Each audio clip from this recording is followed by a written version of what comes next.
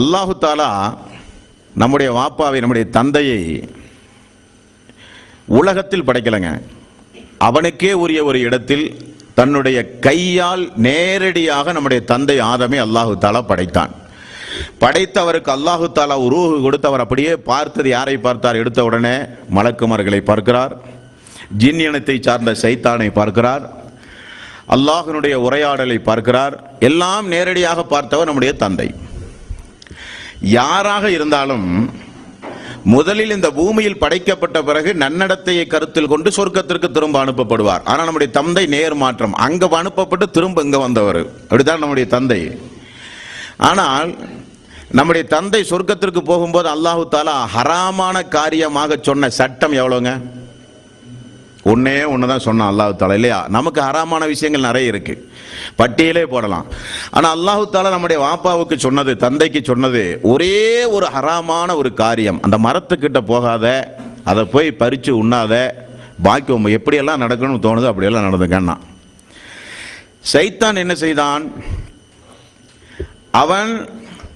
அவனுடைய பொதுவாக அவனுடைய பண்பை குறித்து அல்லாஹு தாலா சொல்லும் பொழுது எல்லா தீமையையும் அழகாக காண்பிப்பான். அது சைத்தானுடைய பண்பு.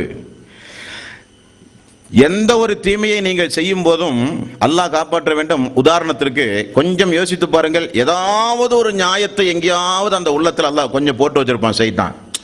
ஊருலகமே செய்யறது இல்லையா, நீ மட்டும்தான் செய்ய போறியா, இப்படினாவது குறைஞ்சபட்சம் சொல்லியிருப்பான், இல்லையா? என்ன தப்பு நீ செய்ய போற, இதெல்லாம் ஊருலகமே செய்யாத புதுசு புதுசா என்னமோ நீ தான் செய்ய போற மாதிரி ரொம்ப பெரிய அழட்டிக்கிற அப்படின்னாவது குறைஞ்சபட்சம் சொல்லுவான்.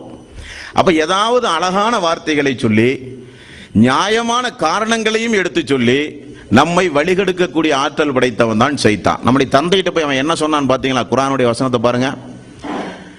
ஆதமே, உனக்கு ஆட்சி அதிகாரம் வேண்டுமா, மரணமில்லாத வாழ்வு வேண்டுமா, சந்தோஷமான வாழ்வு வேண்டுமா?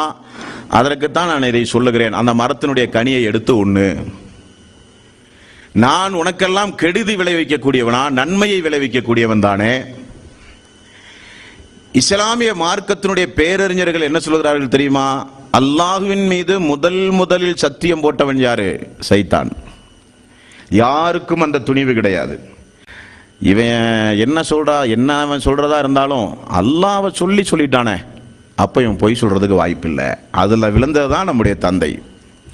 அப்ப சைத்தானை பொறுத்த வரையில் நம்முடைய உள்ளத்திற்கு அவன் தொடுக்கக்கூடிய தாக்குதல் சாதாரணமானதல்ல.